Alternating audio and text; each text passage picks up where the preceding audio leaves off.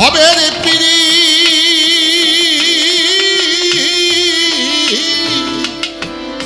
ভূতের কীর্তন ইহা ক্ষণে বিচ্ছেদে ক্ষণির না বুঝা বুঝো না পিড়িতে বন্ধু আইরা না খাইরা নাই গান গাওয়া দরকার আছে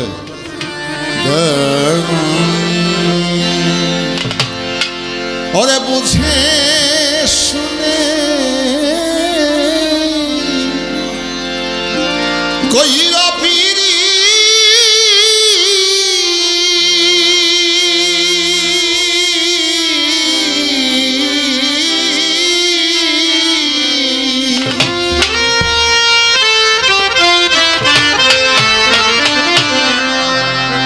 শেষ ভালো দাঁড়াই যাতে না বুঝা মুইজো না পিড়িতে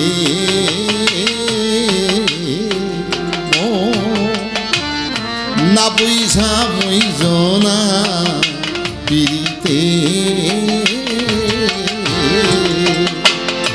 ওরে বুঝে শুনে কইরা পিড়ি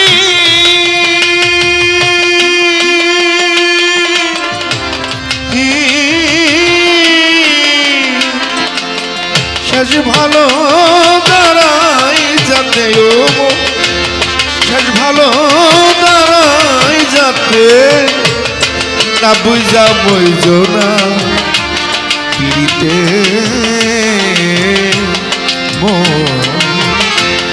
না বুঝা বইজো না পিড়িতে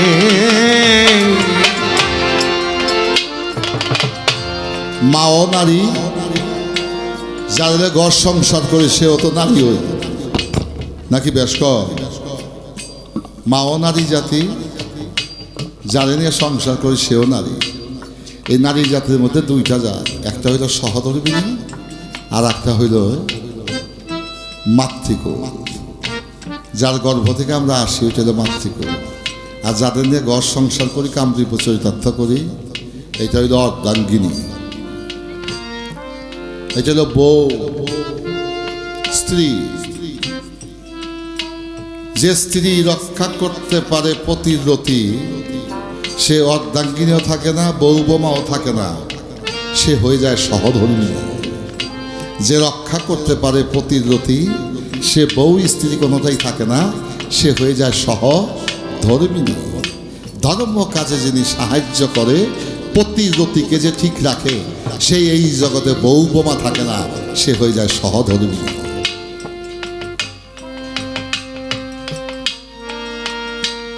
এবার মার কাছে গেলে গরম দেহটা কি গরম থাকে না নরম হয় কি হয় বাবা নরম হয় অস্থির হৃদয়টা স্থির হয়ে যায় আর এই নরম দেহটা নিয়ে নরম মনটা নিয়ে যদি স্ত্রীর কাছে যায় তাহলে নরম হয় না গরম হয় গরম হয় মাটাও নারী যান বউটাও নারী যান একজনের কাছে গেলে হয় নরম আর একজনের কাছে হয় গরম তাইলে নরম গরমটা বুঝবেন না আগুনে হাত দিলে আগুন পুড়বো আর পুড়বো পানির মধ্যে হাত দিলে হাত শীতল লাগবে এখন আপনি কোন জায়গায় হাত দিবেন কোন জায়গায় যাইবেন কোন জায়গায় যাইবেন এটা আপনার বিবেচনার বিষয় তবে পৃথিবীর সৃষ্টিকর্ম কি বাদ থাকবে না 365 দিনে মেলামেশা করলে বাচ্চা কাচ্চা হয় না অনেক মানুষে বিয়ে শাদী করছে অনেক জীবনে মেলামেশা করছে কিন্তু পোলাপানের মুখ দেখে নাই তাইলে বোঝা যায় এখানে দয়ালের দয়া হয় না তো মেলামেশা করলেই পোলাপানের মুখ দেখা যায় না আর 365 দিনে মা সন্তান ধারণ করতে পারে না বৎসরে একটা দিন বাদ বাকি সময় তুমি কি করবা তাই মাওলানা বলেছেন এক ফোঁটা পানিতে আল্লাহর ওলিয়া আউলিয়া নবী পয়গাম্বর পয়দা হয় এই পানির কত মূল্য ও দয়া আমি সেই পানির হেফাজত করার চেষ্টা করেছি সেই পানি কখনো আমি হিসাব ছাড়া খরচ করি নাই তাই তো সেরে খোদা হযরত আলী 700 714 মন দুইটা দরজার পাল্লা দুই হাতে দইরা শূন্য করে ভেঙে মারছে। এটা নিচে বইটা 1400 শূন্য মারা গেছে শত্রুপক্ষে। এমন শক্তি খোদাই তাদের দিছিল, খোদাই দেন এই শক্তিকে সে রক্ষা করেছে। এই রক্ষা করার কৌশল জানতে হবে। ওই প্রসঙ্গ গান গাবো, জানি না তুমি আর দাঁড়াইতে পারবা কিনা মা। তুমি তো গান গাও নাই আমার লোকে, বোঝো না। আমি এক রাত্রে আসর শেষ করে যাবো। আবার গান যদি কেউ বাপ লাগা গায়, ও সারা রাত্রি গায়, আমি হয়ে থাকি। বালা হইলেই তো চলে নাকি? এটা আমি করি আর তুমি করি, কোনো সমস্যা নেই। কিছু খারাপ মনের গায়ক গায়িকা আছে, দুইটার বেশি তিনটা গান গেলে সময় তো হ্যাঁ ইলে গেল গা, এ কি গাও ইয়া, তোর কথা তো কুত্তায়ও শোনে না। তুই এটা বোঝাস না, কিন্তু সে অধিকার প্রতিষ্ঠিত করতে যায়, ওর মন মানসিকতা খারাপ, সে কখনো প্রকৃত বাউল হতে পারে না। একজন আর একজনের পরিপূরক। তুমি যদি ভাব দাও, সেই ভাবে আমাকে ভাব দিতে হবে। আমি যদি তোমাকে প্রেম দেই, প্রেমের বিনিময়ে তোমাকে আমার প্রেম দিতে হবে। তাই হবে একটি ভাব, একটি প্রেম হবে সত্য নিত্য প্রতিষ্ঠিত।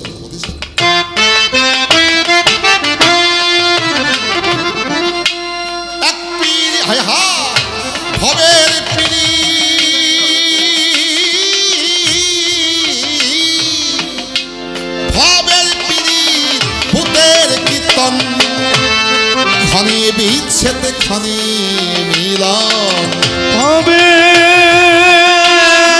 পিড়ি ভূতের কীর্তন, ক্ষণে বিচ্ছেদ ক্ষণে মিলন। গানটা গায়া যাবে না, অর্থ কমো। হ্যাঁ কমো, হ্যাঁ বাহ, কই কই আপ তো কাছে আইসা ময়মনসিংহের বাসা শুনি নাই, খাইবাম যাইবাম এটা শুনি নাই। আমার মনে হচ্ছে আমি টাঙ্গাইলে আছি। ময়মনসিংহ ডিস্ট্রিক্ট হলেও কি গো, এটা আখলাখ চরিত্র যা আছে সব টাঙ্গাইলে আছে, কালচার কুচার সব টাঙ্গাইলে। ময়মনসিংহে তো গান কয়েকটাকে গাইছি, যা হোক এমপি সাহেব। তাও ভবের পীড়িত ভূতের কীর্তন। একটা সময় মানুষের থাকে, যৌবনে জীবন আসে না, জীবনে যৌবন আসে, জীবনে যৌবন আসে। ইহা কি চিরস্থায়ী না ক্ষণস্থায়ী? ক্ষণস্থায়ী আসে। যে মানুষটিকে বুকে না নিলে ঘুম আসে না, যে মানুষটার কাছে না গেলে আমার ঘুম আসে না। একজন দুইজন তিনজন চারজন পাঁচজনের বাপ হয়ে গেলে গা, মাইয়া যদি বিয়া দেয় নাতি নাতনি হয়, ওই বাড়িয়ালি কয়, এই তুমি এনে হইতে হোক, আমি পোলাপান নাতি নাতকে হই, তুমি বৈঠকখানা করে হোক। এমন তো একটা দিন ছিল, তার এছাড়া তার ঘুম আসে না। এখন তাকে পাঠায় বৈঠকখানা করে, কারণ ওই প্রেমটা ছিল কামের। কামের প্রেমে মানুষকে সামনে রাখে না। যদি সেই কাম থেকে বাছট করে প্রেমকে উদয় করে কেউ ধারণ করতে পারে, ওই যত দিন জীবন যাবে, যত সময় যাবে, ওই প্রেম শুধু গভীর থেকে গভীর হবে। এবার এই গালের টনক চামড়া ভাঁজ পড়ে গেলে সন্তানেও বাবারে মানতে চায় না। তুমি কি বুঝো, বুড়া হিসেবে বয়ে থাকো। আরে আমি না তোকে লেখাপড়া করে মানুষ করছি, আজকে আমি বুঝি না তোরা বুঝোস। এই তো পাখিব জগতের হিসাব রে বাবা, কি সত্য সত্য না মিথ্যা? জনম দুঃখী মা বলে, এক সময় পুত তুই ভাত খাস নাই, আমি এই জন্য কাঁদতাম। ওই বাতের জন্য এখন আমি কাঁদি, তুই আমারে বাদ দেস না। আমি বাতের জন্যই এক সময় কাঁদতাম, তুই ভাত খাইতে। আর এখন আমি জনম দুঃখী মা, তুই আমার কোনো খোঁজ খবর রাখস না। ওই ভাতের জন্য আমি আশায় বসে থাকি, ওই ভাতের জন্য আমি কাঁদি। আমার কান্নার আর জীবনের শেষ নাই। আমি শুরুতেও কেঁদেছিলাম, এখনো কাঁদি। কেন? এটা বাসনার জগৎ। এই জগতে কেউ কখনো সত্যকে প্রতিষ্ঠিত করতে পারে না, সত্যকে পেতে পারে না, যদি সে সত্য প্রেম হৃদয়ে ধারণ না করে। এবার সাইজির গানে বলে, ভবের পিড়ি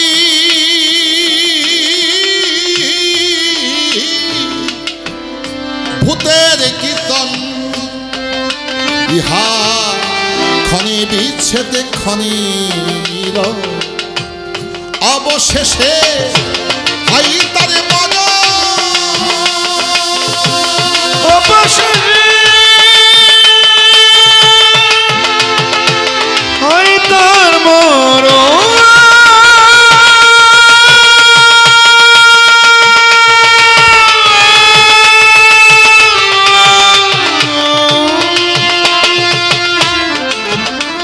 ওরে অবশেষে হয় তার মন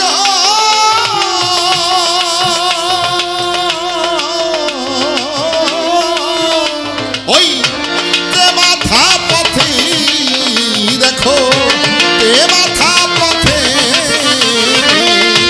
না বুঝা মই জোনা পিড়িতে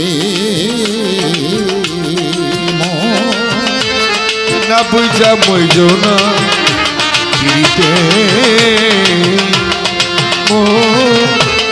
না বুঝা মইজো না পিড়িতে।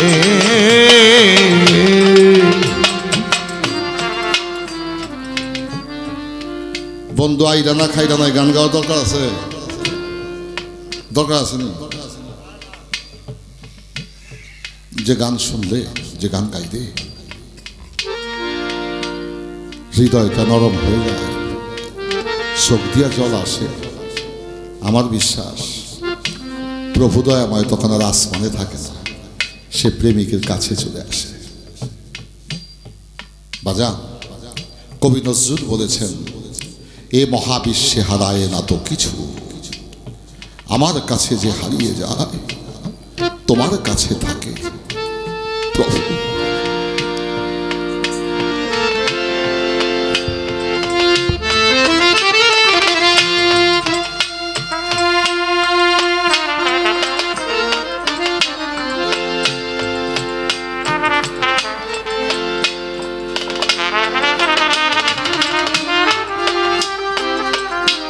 বাজার,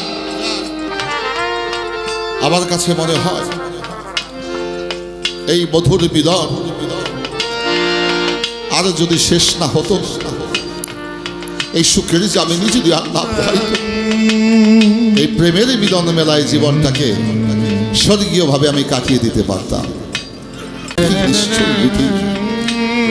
আমাকে আবার সেই দোজকে প্রবেশ করতে হবে।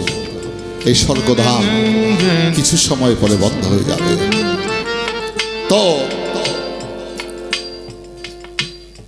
বাজান, ছোট্ট একটি কথা, এক মহিলা সুইপা, আমরা কথ্য ভাষায় বলি মেথর, মেথন মেথর বলি না, এই পায়খানা প্রস্রাব পরিষ্কার করে। এক রাজার বাড়িতে এই মেথন্নি চাকরি করত। হঠাৎ করে মেথন্নি অসুস্থ হয়ে 3 দিন সে বিছনায় পড়ে রয়েছে, তার স্বামী নাই, একটা মাত্র ছেলে। তো মায় বলছে, পুত্রে আজকে 3 দিন হয়ে যায় আমি রাজার বাড়িতে পায়খানা প্রস্রাবখানা ময়দায় মনস্তূপ পড়ে আছে, আমি পরিষ্কার করতে পারি না, আমি যে কদিন সুস্থ না হইবা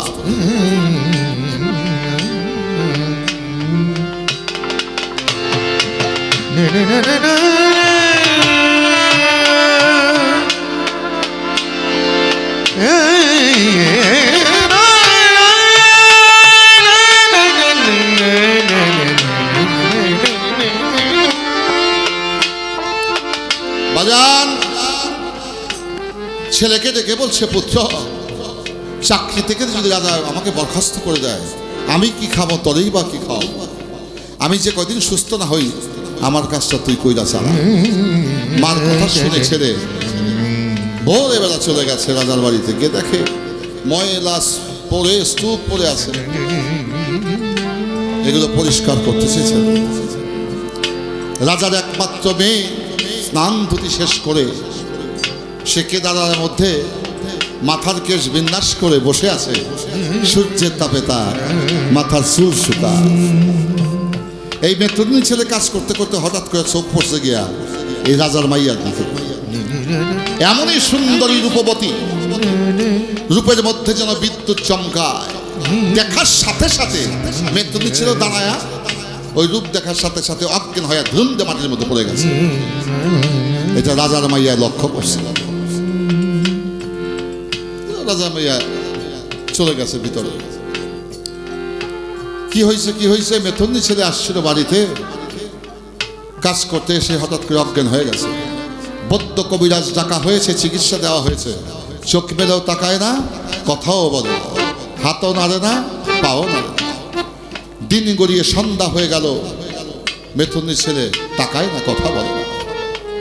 রাজবাড়ির লোকরা রাজায় বলে, যাও যারা মরা তার বাড়িতে দিয়ে আসো।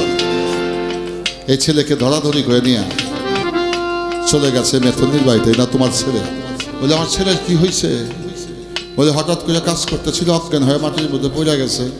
আমরা চিকিৎসা করছি, কিন্তু কোনো চিকিৎসাই কাজে আসে না, কথাও বলে না, চোখ মেলে তাকায় না। সন্তানকে বুকে ধারণ করে কপাল থাপড়ায় বলে, প্রভু চাকরি গেছিল ভিক্ষা করে আমার ছেলেরে খাওয়াইতাম, আজকে কাজে পাঠায় আমার ছেলেটা অজ্ঞান হয়ে গেল। যদি আমার ছেলেটা আমার রেখে চলে যায়, পৃথিবীতে আমার বাঁচা মরা সমান হয়ে যাবে। একে একে 3 দিন চলে গেল, চোখ মেলে তাকায়ও না, কথাও বলে না, হাতও নাড়ে না, পাও নাড়ে না। এই সংবাদ পেয়েছে রাজার কন্যা। রাজার কন্যা বিষয়টা বুঝছে। এক সিপাহীকে বলে, তুই গিয়ে মেথুন্নির ছেলের কানে কানে বলবি আমি ওকে ভালোবাসি, এবং আজকে রাত 12টার সময় আমার কাছে আসতে বলবি। যে রোগের যে ঔষধ। দুধ চলে গেছে মেথুন্নির ছেলের কাছে, গিয়া কানে কানে কয়, তোর তো কপাল ভুইলা গেছে রে মেথুন্নির ভুল। একমাত্র রাজার মাইয়া তোরে ভালোবাসছে, তুই কি আর তুই রইছ? তুই তো নিজেও রাজা হয়ে গেছ। কয়দিন থাকবি আর পইরা? কাম হয়ে গেছে। কিছু কয় না, কয় রে রাজার মাইয়ায় তোরে ভালোবাসছে, এই কথা যে কইছে ফালতে দাঁড়ায় বসে। 3 দিন যে অনাহারে অচৈতন্য অবস্থায় ছিল, তার মধ্যে কোনো ক্লান্তি নাই।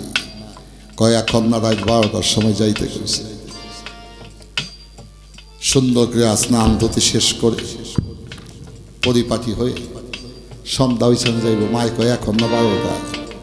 এদিকে রাজার কন্যা ফুলের বিছনা সাজিয়ে প্রহরী দেখে বলেছে, তোমরা দ্বার ছেড়ে দূরে থাইকো, মেথুন্নি ছেলে যেন আমার কাছে বিনা বাধায় আসতে পারে। এবার রাত 12টার সময় চলে গেছে সেই মেথুন্নি ছেলে, সিঁড়ি বেয়ে চলে গেছে দোতলায়, গিয়ে দেখে দরজা খোলা, ভিতরে প্রবেশ করেছে। তাকিয়ে দেখে পালঙ্ক ফুল দিয়া সাজানো।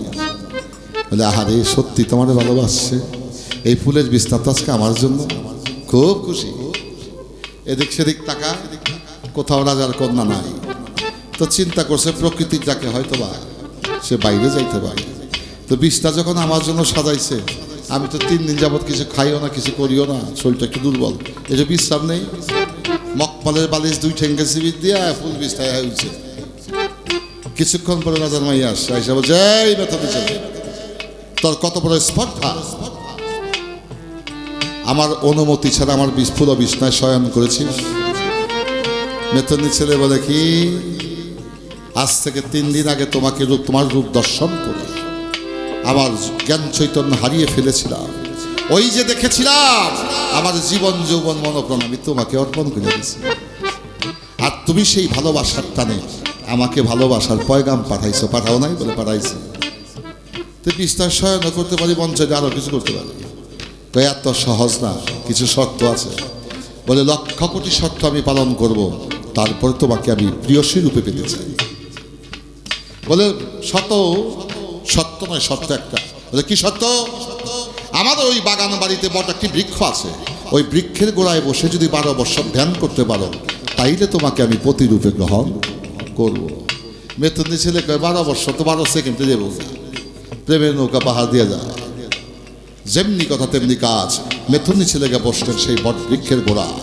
6 মাস 9 মাস 1 বছর 2 বছর 3 বছর যখন চলে গেল, মাথার চুল বড় হয়ে মাথায় জট বেঁধে গেছে, হাতের নখ বড় হয়ে গেছে, ময়লা আবর্জনা ধুলাবালি পড়তে পড়তে শ্যাওলা পড়ে গেছে, ধ্যান ধরে বসে আছে।